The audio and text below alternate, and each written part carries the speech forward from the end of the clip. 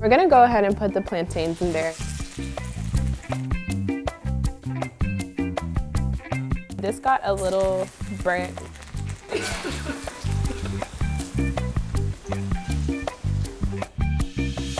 Hi everyone, my name is Isabel Laurent, and today I will be introducing you guys to my Venezuelan heritage and starting out with some arepas.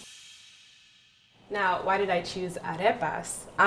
Honestly, this is the signature Venezuelan dish, period. Like anywhere you go, if you talk to any Venezuelan, they'll know what arepas are. It's eaten like for breakfast, lunch, and dinner, and it's so affordable, which is great.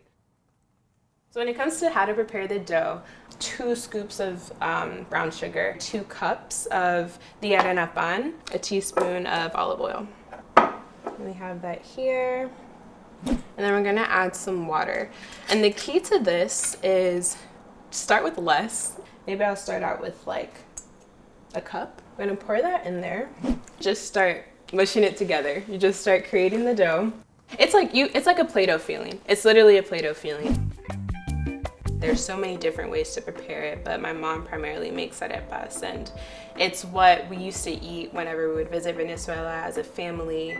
No matter who you're talking to in Venezuela, wherever they're from in the country, they know arepas and they eat them. So that's really why this dish is really special to me. It's like comfort food, honestly. All right, so I think we found the perfect dough. So basically what you're gonna do is you're gonna grab like a chunk and you're gonna start out by making it a little ball. From there, you kind of want to flatten it out like a pancake, but you want it to be pretty thick, right? Because primarily the end goal is to cut it and like slice it in the middle and put your favorite toppings in there, or fillings. Again, I'm not a professional, but in my standards and recommendations, I think this is a pretty good example. We're gonna go ahead and put this on a tray to put in the oven. And just so you guys know, I preheated the oven to 350. And once it hits 350, that's when we're gonna put the arepas in. So my mom, she was born in Caracas, Venezuela. And then when she was 17, she actually moved to United States. She went to college there.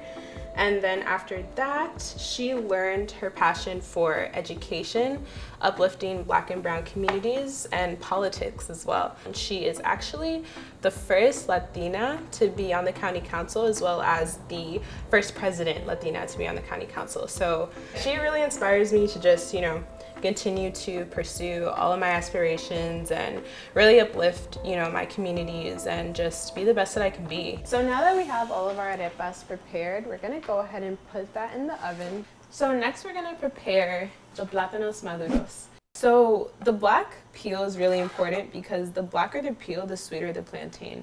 We're just gonna cut the peel off. As you can see, I'm a little rough on cutting, but I know they're gonna turn out really well. I literally picture my grandmother preparing this when I would go to Venezuela. I would literally just wake up to the smell of amazing cooking. I'm just like, oh my gosh, one day I'll learn. Now you kind of want to cut them a little bit diagonal. And I think these are a pretty good amount.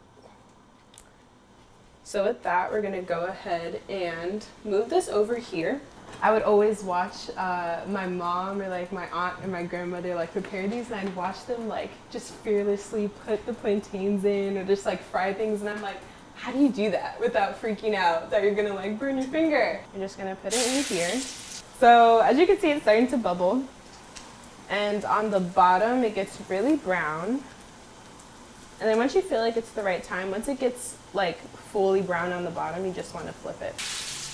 It's not too scary once you, the first time you're like, the second time you're like, okay, they'll be good.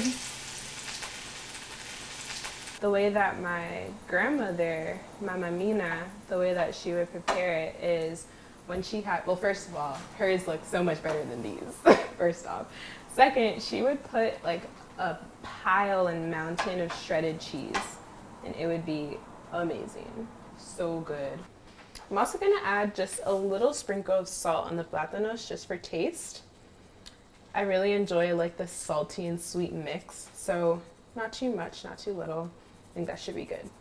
So excited to try this. Alrighty, grab these cute mittens, and that's how you want them to look like. It's a little hot. And when you open it, you see it's kind of like this nice dough. This is typically how my mom likes to eat the arepa. So she typically puts avocado, beans, cheese, mayonnaise is also really popular. But for now, I'm just gonna use avocado, the plátanos that we prepared, and black beans. All right, so moment of truth. Let's see how well I prepared this arepa.